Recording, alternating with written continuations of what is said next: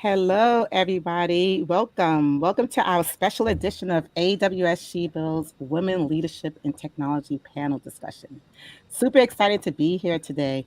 For those of you who are not familiar with the program, the AWS She-Builds Tech Skills provides an inclusive and supportive environment for technical skills development for women, people who identify as women, and for those underrepresented communities in order to help empower the next generation of leaders in STEM.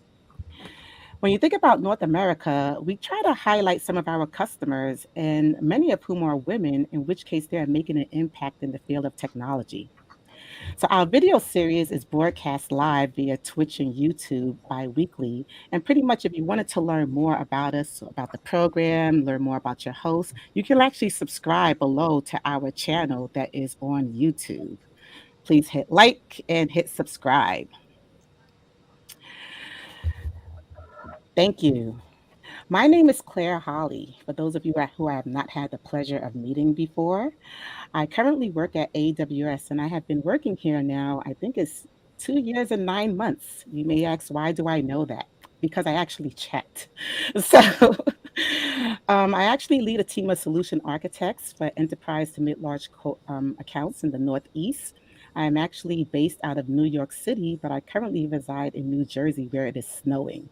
Not sure what the weather is like by you guys, but actually put it in the chat. Let us know where you are logging in from and let us know what's going on over there.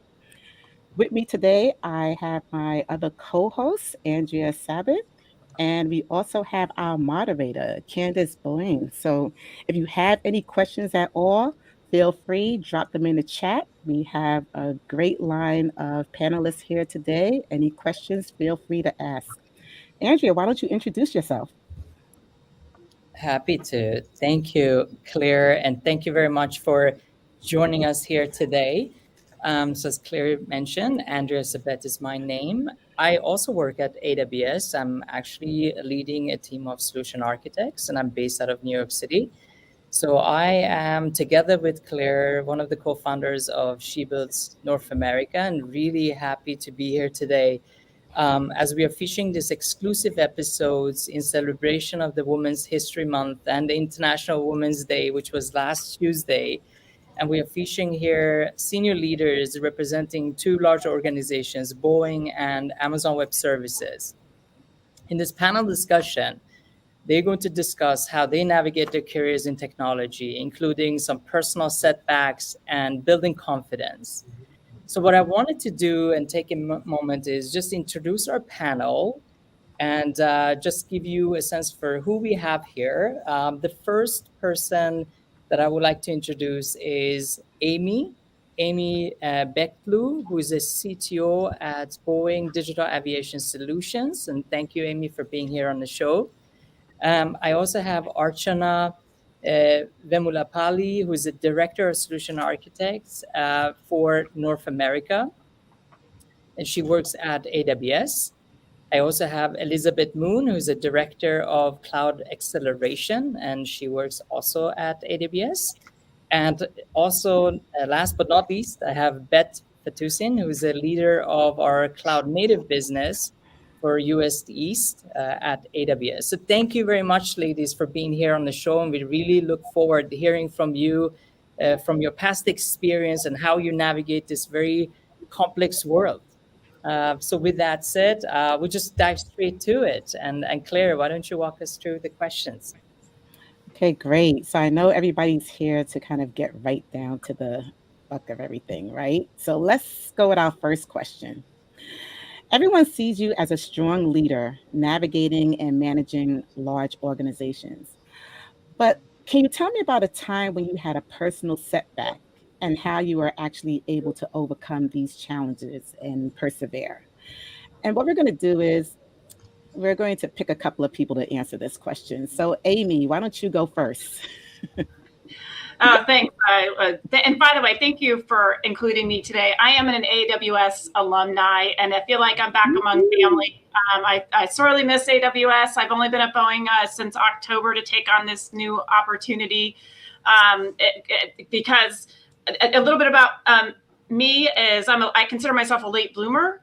So while I didn't experience a significant personal setback, I did slow roll my career. And I took about 15 years to work part-time, take care of my children. My husband had a demanding career, and put a lot of my ambitions on hold until we were in a place where I could start to work full-time and invest. And I think a lot of women are put in that position. And I'm actually really, really grateful that I got to stay in tech, because I had leaders that accommodated my personal life and allowed me to stay in tech, continue to grow and learn, so that when I did get the opportunity to go full time, I went all in and learned all about the cloud, made AWS primary learning got my certification, and then that just opened up tons of career doors, and I haven't had significant setbacks since I got my solutions architecture and focused on developing my leadership skills.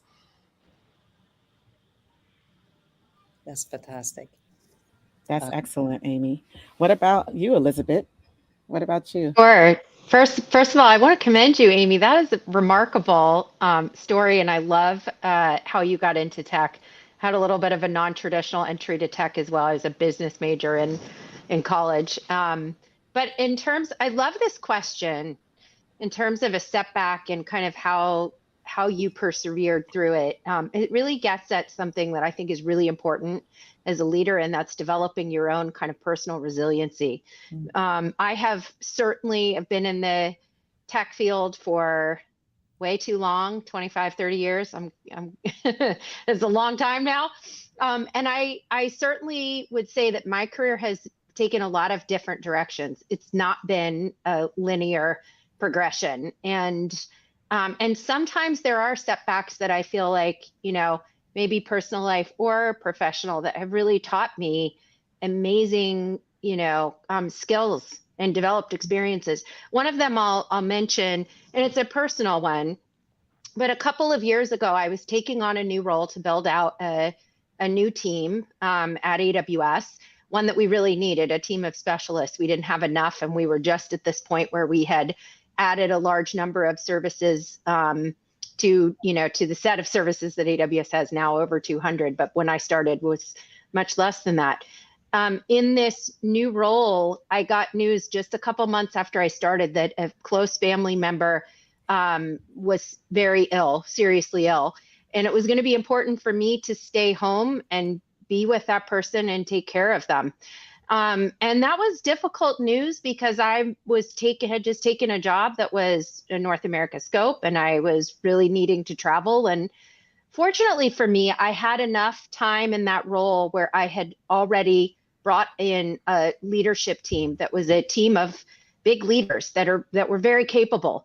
And so the lesson that I learned in this time, first of all, I was very fortunate to have a leader of my own who was incredibly supportive of the work-life harmony that we all aspire to have. And I still work for her today. That's Francesca Vasquez, who leads our worldwide commercial services tech organization. And she helped me to feel confident in kind of prioritizing what I needed, which was my family.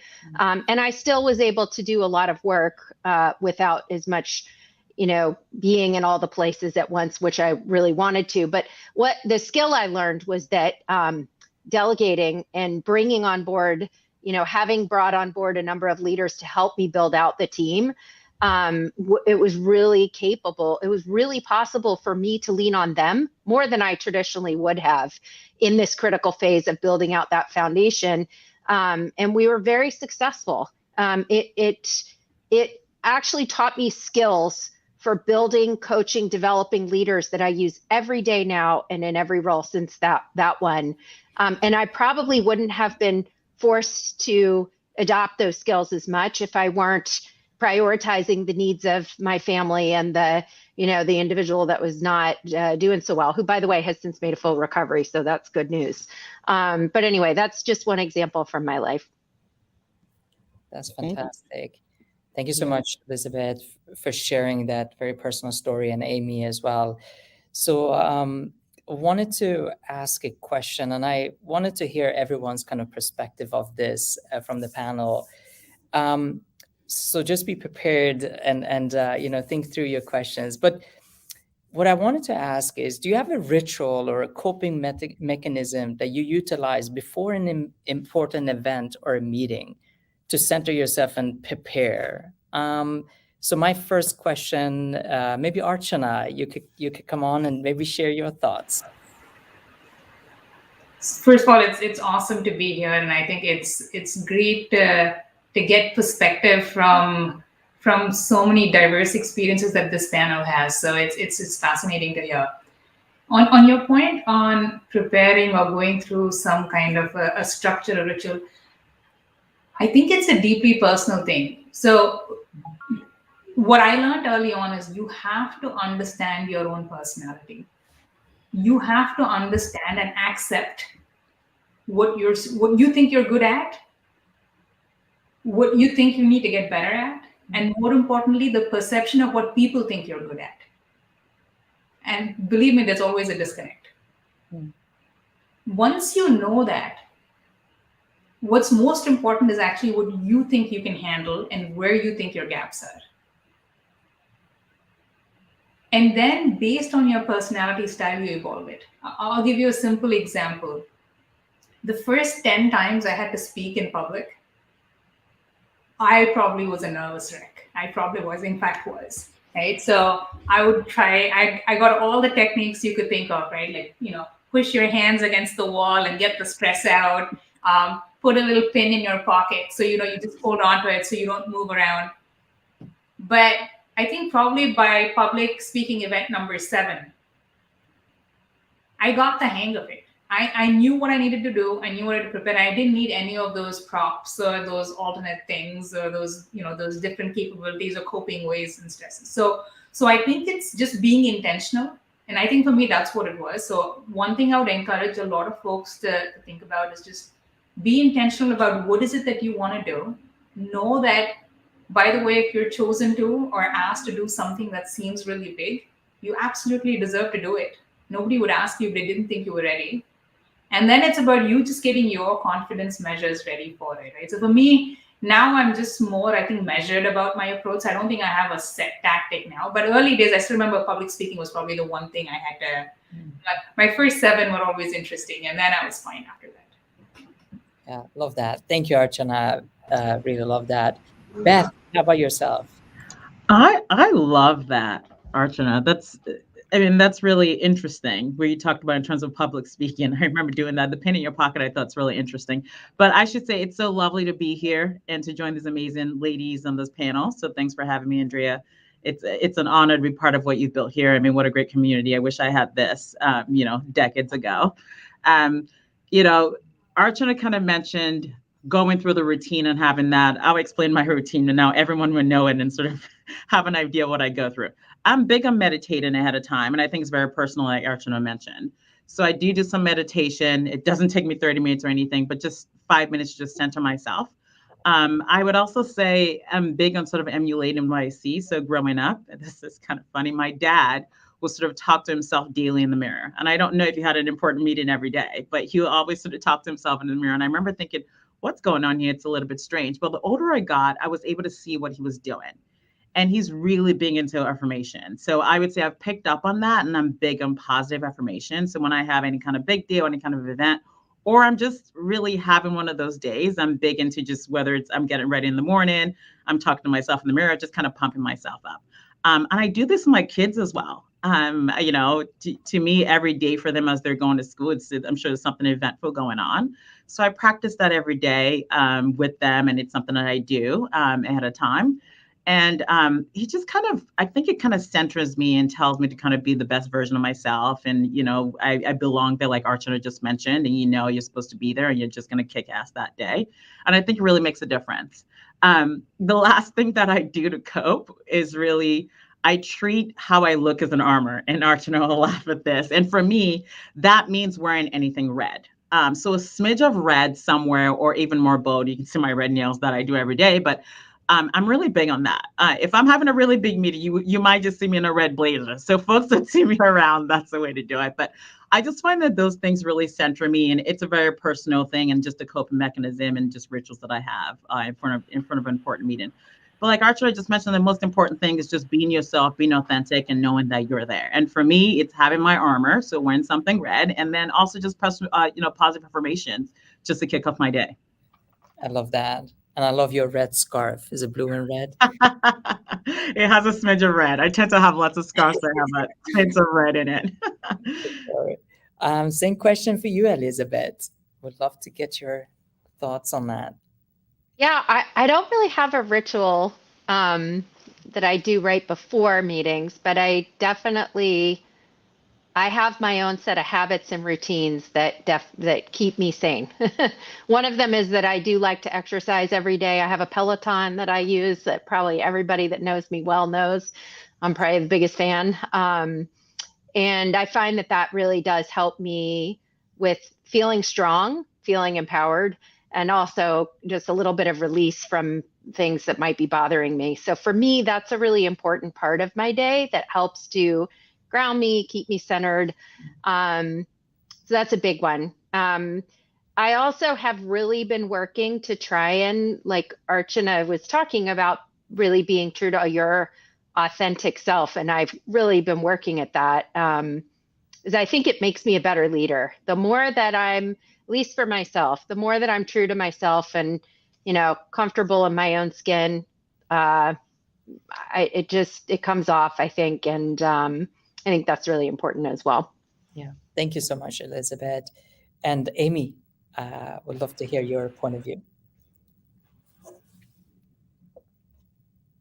You're on mute there.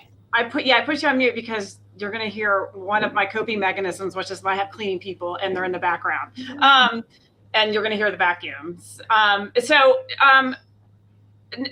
I do a lot of, research, preparation, read, rely on my friends and family. I would love to tell you that I have some magic formula. I don't.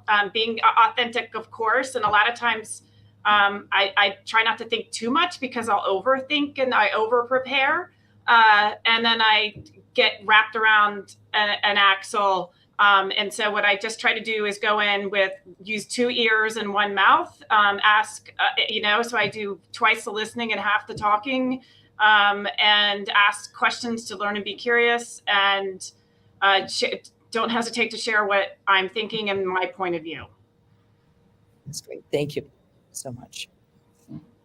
Oh, these are actually really great. I really love the work-life balance, the aspirations. Elizabeth, you're kind of similar to me. I get up early in the morning, and that's kind of like my workout time. I have a Peloton too. I'm not an active rider, but I do enjoy working out in the morning time. It's just something about that. It helps you kind of settle yourself. All right, so let's go to our next question then. How do you guys seek inspiration when you're feeling stagnant? Just take a moment, think about that one. How do you go about seeking inspiration when you are feeling stagnant? And I think we're going to go with Archana for that one.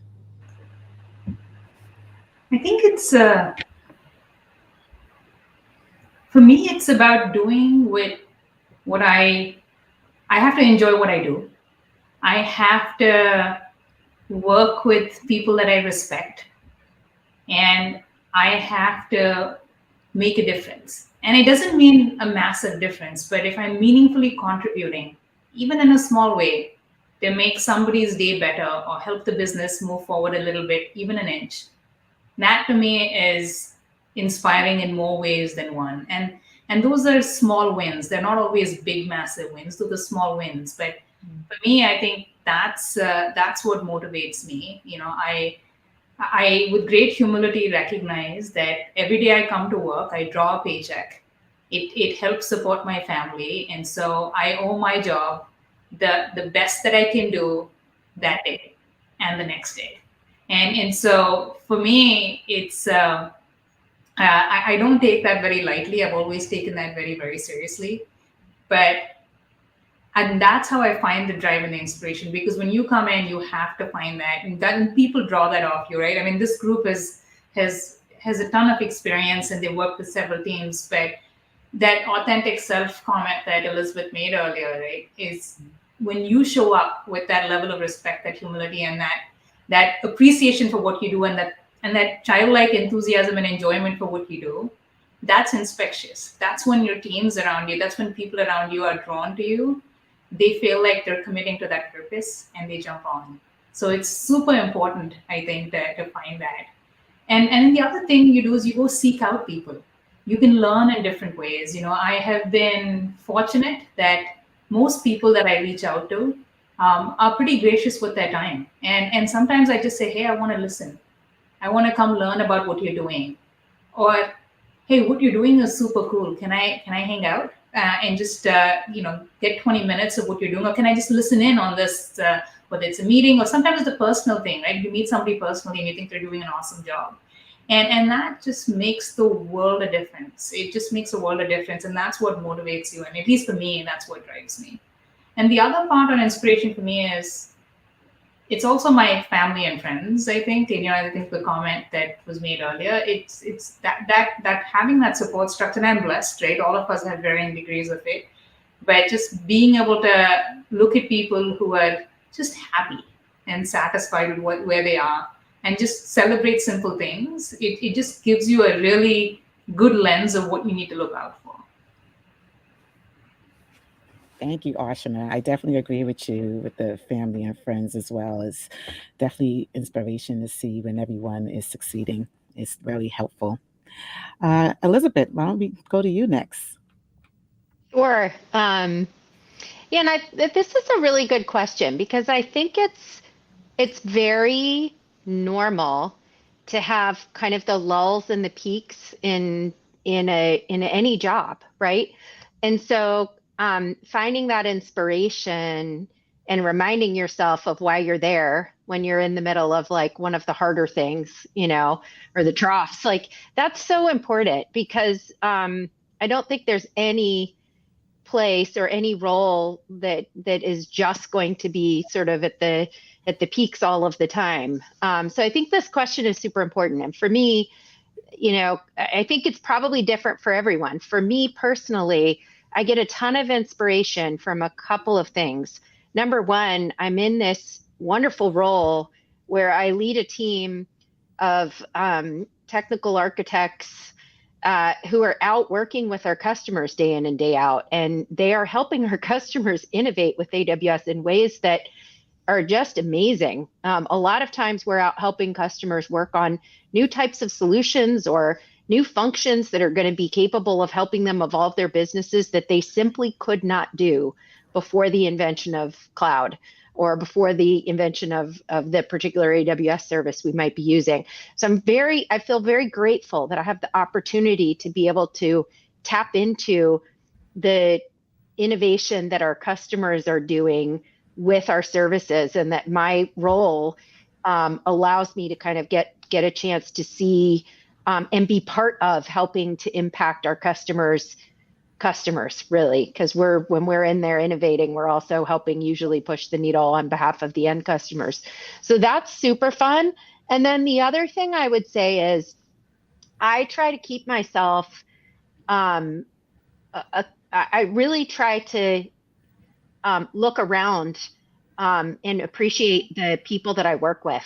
We have some just amazing leaders here at AWS and amazing teams that are doing things with technology that I just so appreciate. And so spending time with some of our product leaders, technical leaders, folks in the field that I come in contact with that, that's really super inspirational for me. There's a gentleman named Dave Brown who leads our EC2 team that, he does a lot of presentations, and he did one recently that was just amazing that went into a lot of the technical details that we've built into our systems. And it's those types of things that we can't forget. Like I feel very grateful that I'm working with folks like that, and that we are evolving and innovating at the pace that we are. And so really, I just try to remind myself that that's all around, and that, seeking to learn from those folks and appreciate the things that we're doing is pretty remarkable. And as Archana said, most of the time if you just reach out to individuals, they'll come. Like I had one of our product leaders come and join my team call and talked all about quantum computing and spatial, and that really does it for me as a technical leader. Thank you so much for sharing, Elizabeth. Let's go to Amy. I go to reInvent.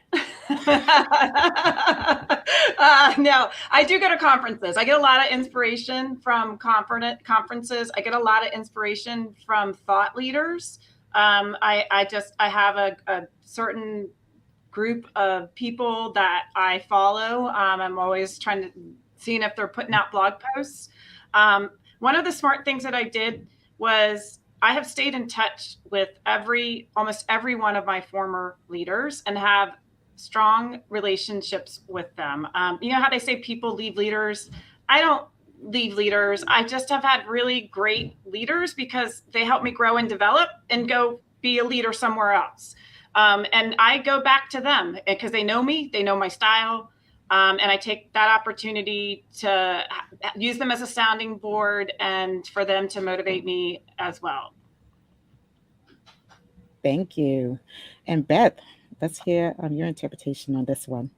I love that, Amy. There's nothing better than having amazing leaders to keep in touch with, even after you've moved on. Listening to you all answer this question, I just kept on thinking it's amazing seeing so many women. I mean, here in this panel, and so many women in our fields doing amazing things. So there's constant inspiration from me everywhere, which I love. International Women's Day was just this past week, and whether it was LinkedIn, everywhere you turn, people were celebrating, right, women and just their accomplishments. And just reading about some of these women, I'm like, wow, I love that. And how women continue to pave the way for so many is just incredible. Sometimes I think I mentioned it before, I'm always thinking about, sort of my younger self and thinking, man, it would be amazing if I had something like this. I think for me personally, when I'm just thinking about seeking inspiration, it's always sort of like, how am I leaving things better for the younger generation? And so I have this insatiable urge to tap into my why. And my why is really that younger self, being someone that I didn't see growing up. We were talking about representation and how representation matters. And I get to be that representation for a younger Beth, It really, I'm always kind of thinking of what would the younger Beth think, what does she need in this moment? And for some reason that drives me more than anything. Because I always want to think back to what if I had this Beth back then, and it just keeps me going, and for me, it's just a way for me to kind of pay it forward to others in my own way. So I seek inspiration from all you women here, and then I seek inspiration thinking, wouldn't it be nice if I had this, 20, 30 years ago.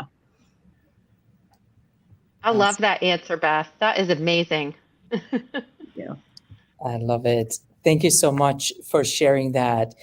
All right, so the next line of question, it's that, you as senior leaders, you need to show strength and confidence to your team, right? And I'm sure there's many opportunities to go in front of a large crowd where you need to present and communicate, direction and strategy.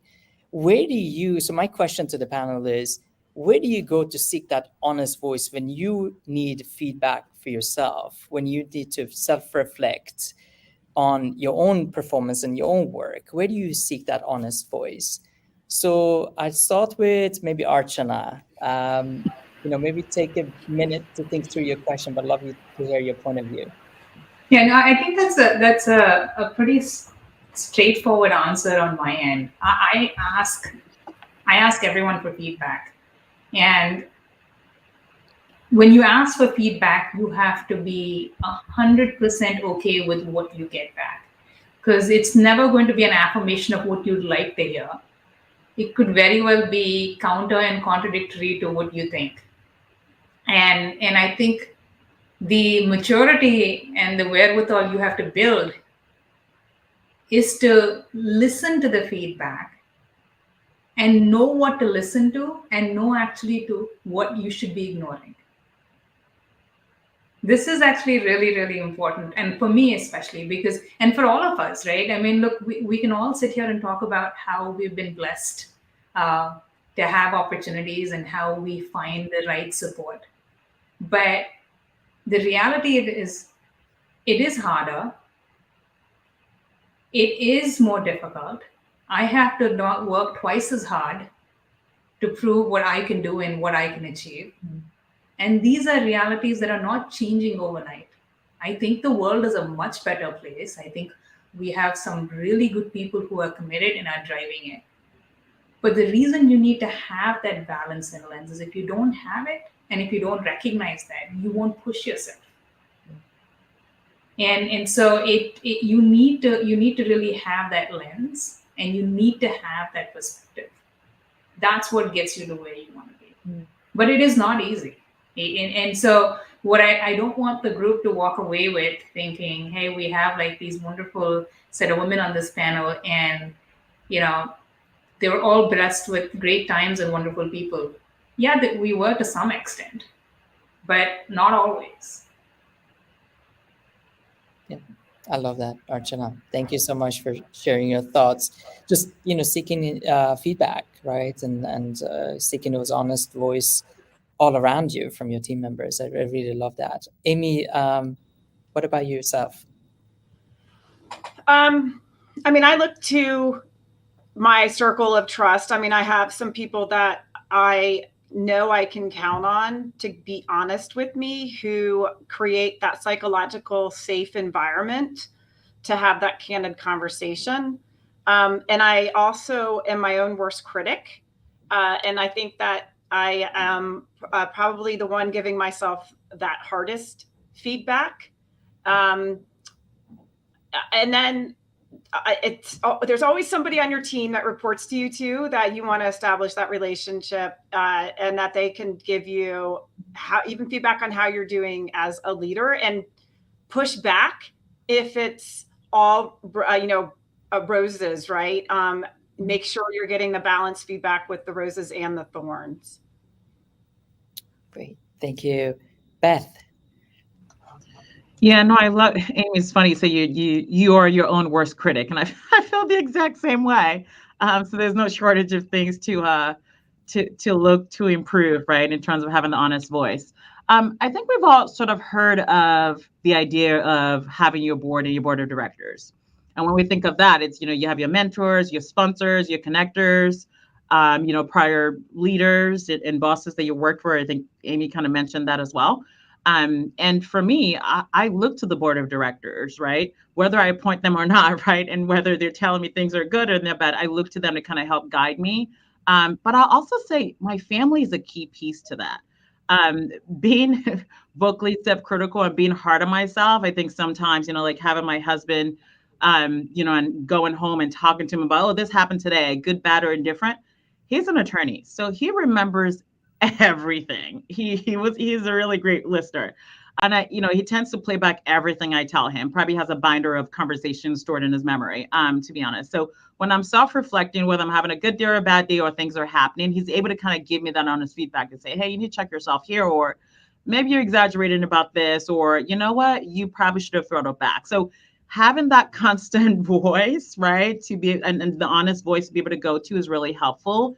Inside of my board of directors, I pretty much can't get away with anything. So I get the feedback, and it's so much for me to be vulnerable with, which is very comforting. I also say here at AWS, we have the connection scores, which folks on the panel, they know about. And I love that mechanism. It's a way to kind of check in with your team, whether, it's before, after a meeting or a town hall and all hands, we send out, of course, surveys and everything else. And I always ask, Andrea happens to be my partner here. I ask her, hey, how do you think that went, right? And I really, truly want to know if that hit the mark or what we're doing and all of that. So there was that. But with the connection scores, what I really love about it, and for folks who don't know, it's really this pop-up question that we get every time we log into our laptop, whether we like it or not, every day, and individuals get it daily. And that could be related to questions around culture, performance, communication, leadership, style, and all of that. And I spend a lot of time, just to be honest, kind of checking on how we're doing, especially I've had new teams, I feel like every 2 years. And as we're expanding, and doing things, we want to make sure that we're not only being inclusive, but it's really truly a place that people want to work, right? Striving to be Earth's best employer. So I look at the connection scores to make sure I kind of get feedback on how the team is doing and all of that, as well, just to kind of, for us to keep reinventing ourselves and making sure we're good. And trust me, people are brutally honest, which I love. They probably get that from me also.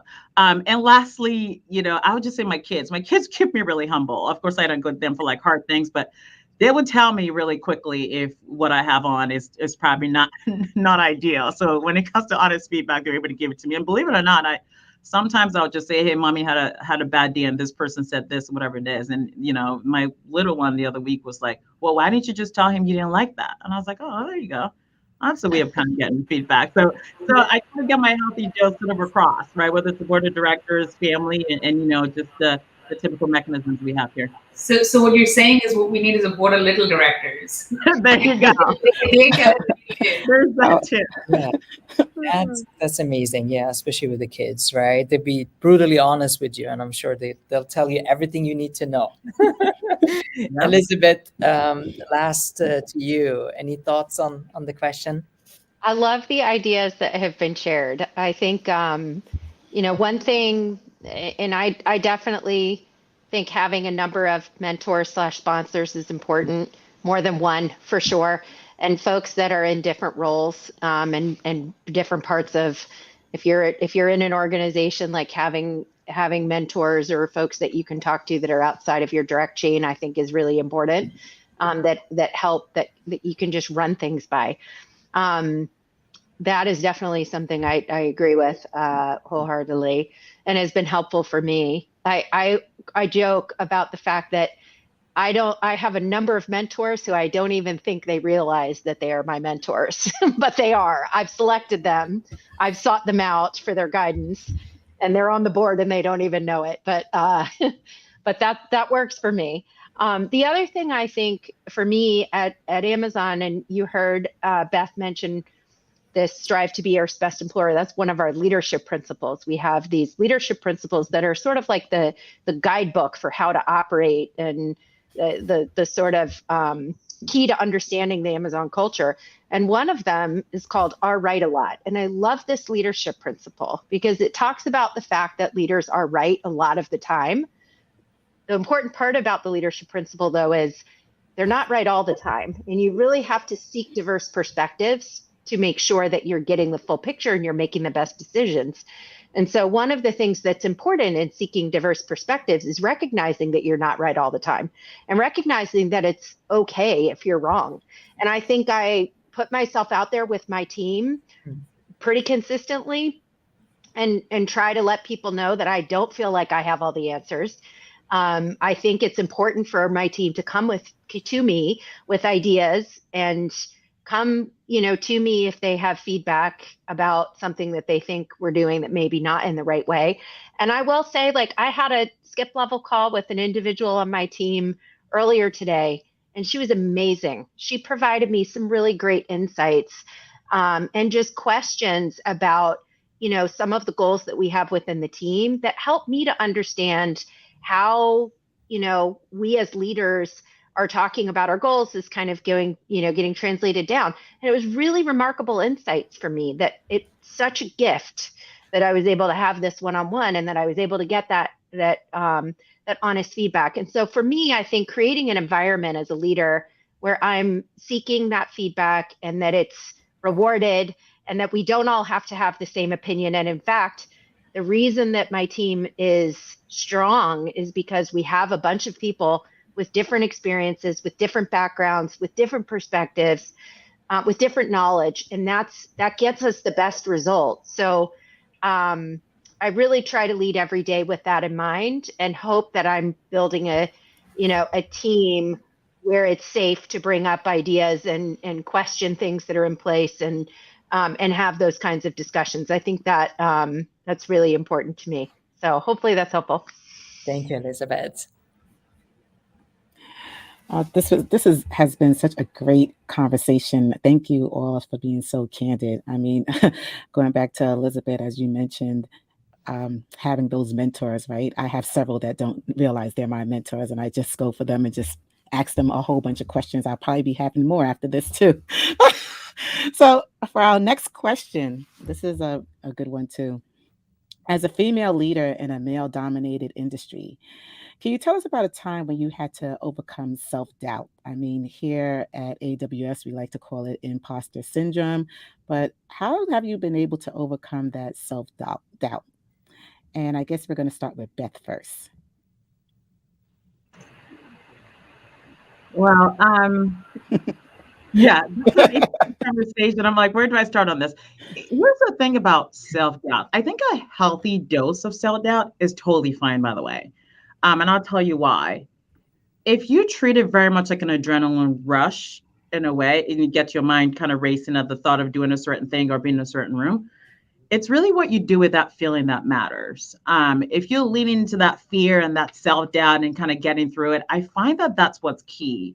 But having that irrational confidence, right, is really what helps you kind of push through. I have so many examples because I'm constantly the only one in the room. Oftentimes, you feel like you're being overlooked. Sometimes you feel like maybe you don't belong in the room because the room is staring right back at you, right? But kind of pushing through, acknowledging that and having that irrational confidence, it really has to kick in for you to kind of get through that. Okay, so an example, one that I was just kind of thinking of here, and it's crazy because I've been in so many senior leadership meetings, right, for my customers, with our CEO and all of that. And a couple of months ago, well, we obviously went through a CEO change, right? But a couple of months ago, the CEO was in town, was coming into town and meeting with a couple of C-level executives, who, by the way, I meet with pretty regularly. And I had prepped, my team and I had sort of prepped the VP at the time to walk into the meeting with the new CEO. And at the last minute, the VP had COVID. So I got a call literally that morning saying, hey, I have COVID. I can't make it. Beth, you have to step into this meeting. And I just remember thinking, oh my goodness, like, I prepped you all the stuff, what am I going to do type thing, like figuring out who is the backup, but I had 4 of those meetings, and the CEO in town, I think he only had maybe a total of 6. So I had the bulk of it, also thinking I'm going to spend most of the day with him. I've never met him before, all of that. But I had to step in. And, at that moment, it's a little bit of just kind of panic and self-doubt, even though I've done this meeting so many times. And I think what was kind of going through my mind was, well, I prepped the VP, the CEO is not expecting me. How could I possibly fit into the shoes of the VP at the time? So with that I had that self-doubt. I think it was kind of good for me to acknowledge that and kind of feel like, okay, would they be expecting me in the room? For sure, I was going to be the only female in the room. I already kind of knew that.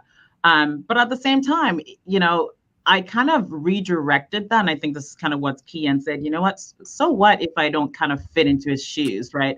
And I turned that around to be positive. What if I had fancier shoes? Which chances are I probably did. But it was really just focusing on turning that around and seeing it as a positive. And to be honest, I do think, the self-doubt can kind of stop you from being arrogant. What if I was already kind of expecting myself, walk into the CEO meeting and be like, hey, I'm Beth, and slam my hand down and, we're taking this over, which, by the way, if that's your style, your personality, totally go for it, right?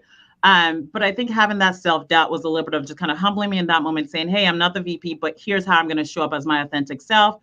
It also kind of gave me an opportunity, at the end of the day, to kind of get to know, our new CEO, and for me to be my authentic self in that meeting. So acknowledging that, right, did really fill me, and it kind of made me kind of get ready and be good to sort of be in that meeting in a good way. And here's what was fantastic about that meeting. After going through all the meetings, we're talking about getting honest feedback, right? The CEO asked me for feedback on how we did in the meeting, which was also talk about like great leadership in a way to say, wow, he's asking me clearly. He was expecting me to be in this meeting anyway to begin with. So that was just an instant of self-doubt. Hopefully someone can get something out of this. What I find that, if you're constantly changing, trying to fit in somebody else's shoes, you're having that self-doubt that maybe you're not supposed to be in the room, you kind of forget who you are, and you're doing everything kind of fit in. And fit in is different from kind of belonging. And sometimes it can take a toll on you and your mental health. Again, this is just an example. There's so many. And you don't know those things are happening in that moment, right? You having that self-doubt and trying to be somebody else.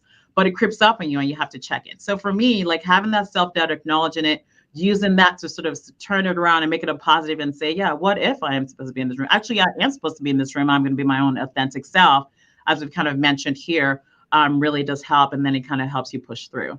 But yeah, that was sort of my example. Hopefully that was helpful for somebody.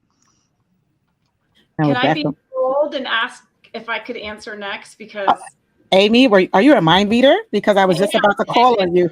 I was just about to say, Amy, I you're am in next. the thick of self-doubt right now. I'm in a new role, huge challenge ahead of me, and navigating the white space in a different culture in an industry that I've never worked in before, and I am having to double down and put in so much extra time in thinking and my strategy. And Archana used to talk about signals versus noise when I worked for her, and I have to. And then Elizabeth Moon, when I started at AWS, talked about hitting a wall. Like, I've hit the wall. I'm having to look for signals and noise. I am imposter syndrome overload, and I have to take the extra time to really think about and organize my thoughts and write. I'm writing. Also an Amazon habit I developed. So when I go in, we talked about being prepared earlier. I go in there, I have to know what my messaging is. I'm testing my strategy and my thoughts with people so that I can get that feedback and help me be more confident and establish my path forward. I have to get that done and know where I want to go as a leader and where I'm going to take my organization and what I'm going to build, so that I can walk into those rooms where there's loaded with men and I'm the only woman in the room, and have that confidence and share my point of view and earn trust with them. And like, we have to, as women, a lot of times we have to do that twice as hard. And it's not that easy. Great. Thank you very much, Amy. So my last question, I think, just before we wrap up, I do want to ask this question to everyone. So just be prepared. And I think, I give you a minute to think about your answers as well. If you could go back in time and give yourself a message or an advice, what would you say to yourself, and how far back would you go? All right. Give yourself a minute to think about this question. So if you could go back in time and give yourself a message or advice, what would you say, and how far back would you go? I'll start with Elizabeth. Do you want to try this one first? I'm happy to go. I think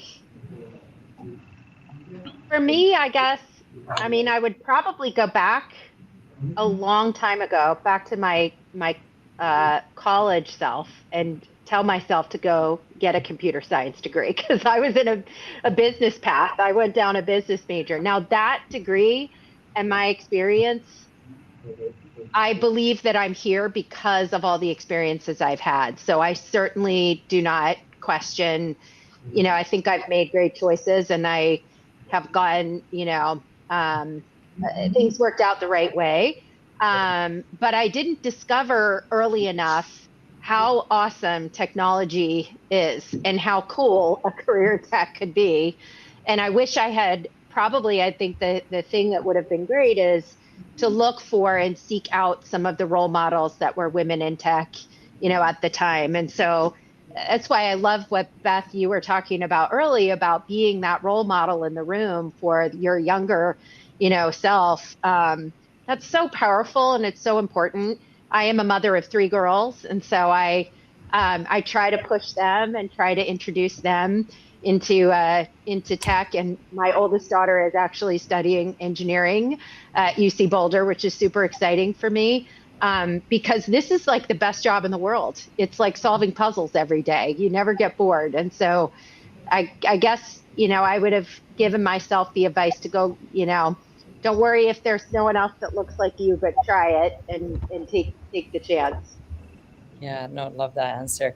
I remember back when I was making a decision of what to study, I was thinking so long and hard, but, ended up not working in the field of which I studied. So I don't know if I would have chosen anything different, if my path would have taken me a different route, but I'm super happy where I am. But yeah, I love your answer. Beth, I go to you next. Yeah, that's interesting. It's funny because I'm thinking I studied just about everything I possibly could in college, Elizabeth. So I was an engineer, and of course now I'm in sales. But I think for me, I'll go back to college too. You know, I mentioned being the only in the room and all of that. I think a lot of us have kind of felt this way. If I were to kind of look back, I would just, it's not revolutionary or anything, but I'll just tell myself, just continue to be your authentic self. For some reason at 18, I very much was. And I think when you're a teenager, you think you know everything. But I think there's probably a moment, probably around college and right after that, going into my first job, being an engineer then, before I then, you know, went into financial services, investment banker, and then, you know, went back and got my MBA and all that. And there was that moment of, I don't know, if self-doubt, trying to be everybody else type thing. You know, it's very male dominated, also very much in investment banking. I just kind of, I think, struggled a little bit with being my authentic self. So again, it's not revolutionary, but it's really all you have. You have to unleash like who you are. So for me, I tell myself, if I had to look back, like it's okay. It's okay to be candid. You know, it's okay for you to have high standards. You know, a lot of folks always say, Beth, you have high standards. It's okay. You know, it's okay to show up overdressed. Archana, I'm looking at you. And it's okay because you only really you have your own true self to answer to. And I think the sooner you accept you know, yourself and just you be a better version, the better version of yourself you become. So just being authentic for me, it's really big. It's something I remind myself of, and hopefully others feel the same way. And when I really look at strong females, and when I say strong females, I just don't mean like powerful and all that, but strong in very much different senses. I look at them out there or just anyone, you know, authenticity is really the resounding effect they all have. So that's what I do if I were to look back. Yeah, thank you so much for very inspiring. Amy, I go to you next.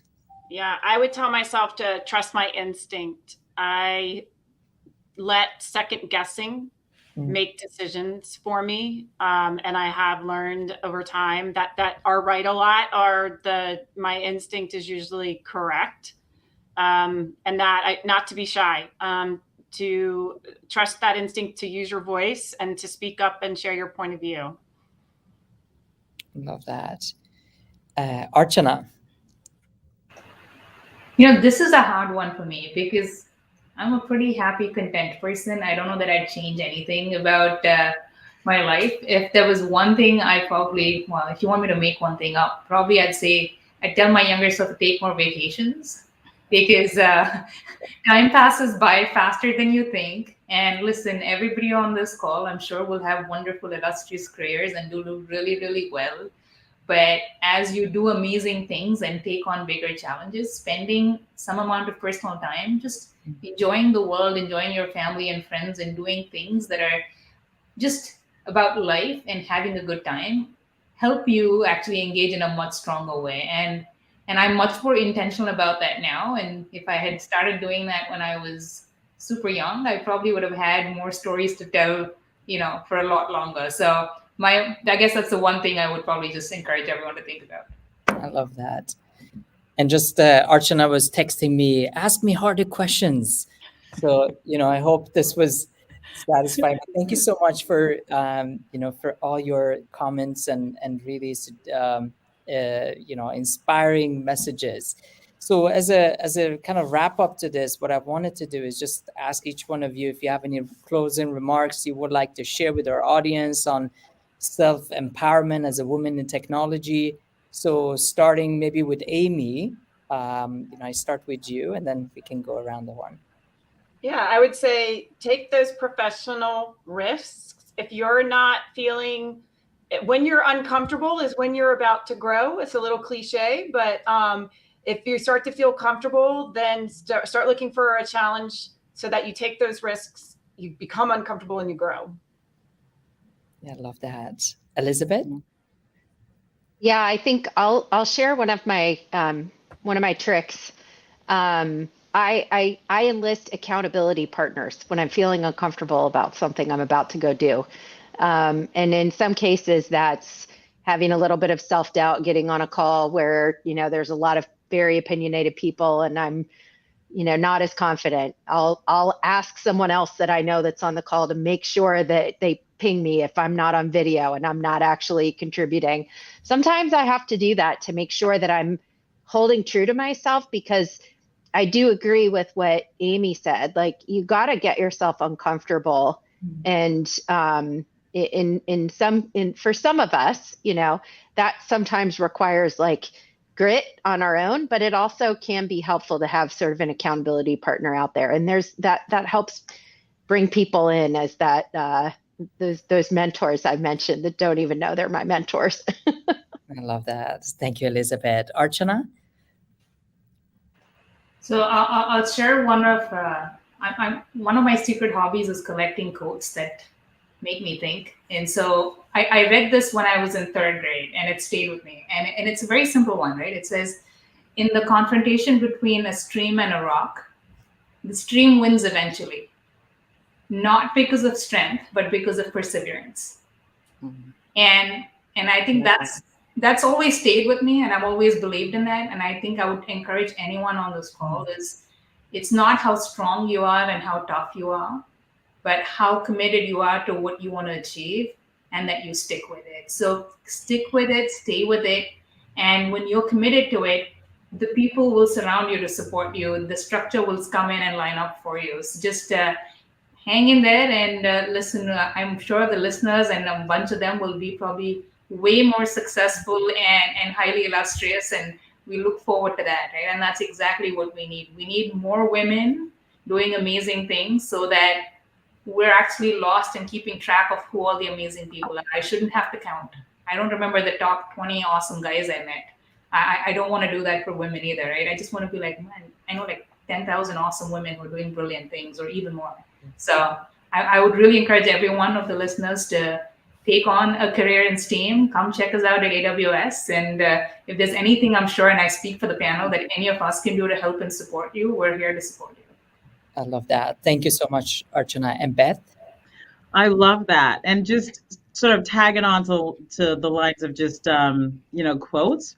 For me, I read this book a while ago, and I picked it up again this past month. And I'm so embarrassed I don't remember her name. She's a CEO of Girls Who Code. I want to see, her name is Resma. And it was, the title of the book is Brave, Not Perfect. And I think it came out, I want to say 2016 or 2006. I'm probably aging myself at this point, but either way, if you haven't read that book, kind of pick it up and look at it. But it's the title, it's in the title. For someone like me who's such a perfectionist, I'm recovering. It's really important to think of whether you're not 100% ready for a job and taking on challenges. And I think Amy talked about stretching yourself. You don't have to be perfect. You just have to be brave. And, I think Elizabeth had mentioned just like persevering, as you're kind of going through challenges and all that, you have to just kind of lean in, be brave enough. You don't have to be perfect. And I find myself even sometimes I'm just walking around and I'm like, oh, let's see how today goes, or, beating myself up about certain things. And it's like, brave, not perfect. Like, hey, just be brave. You don't have to be perfect. Even if you walk into a meeting, whatever, just be brave. You don't have to be perfect. And brave could just say, speaking up when you're a little bit nervous about something, right? But you still want your voice heard. It doesn't have to be perfect. It's okay for your voice to shake, right?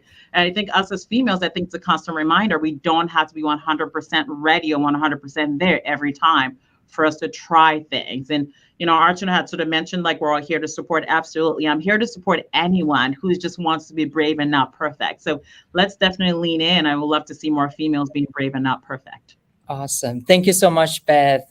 I really want to thank each one of you panelists for joining us here today, and our audience for watching this episode of She Builds North America. So thank you again for taking the time out of your busy schedule to be here and sharing your stories. It's really been inspiring to hear from each one of you. And thank you for dialing into this. And I think, Claire, we have some upcoming episodes as well before we wrap up. Yes, thank you so much, everyone, for being so authentic, and we truly appreciate that. Coming up on 3/28, we have Nationwide, in which case we're going to hear how they leverage FinOps and optimization as part of their cloud strategy. So you definitely want to stay tuned. Please make sure that you subscribe to our YouTube channel right below. It's coming up. Therefore, you'll always stay in the know. So thank you, everyone. Have a great day and take care. Thanks you. again. Take care. Bye. Bye-bye. Bye. Thank you.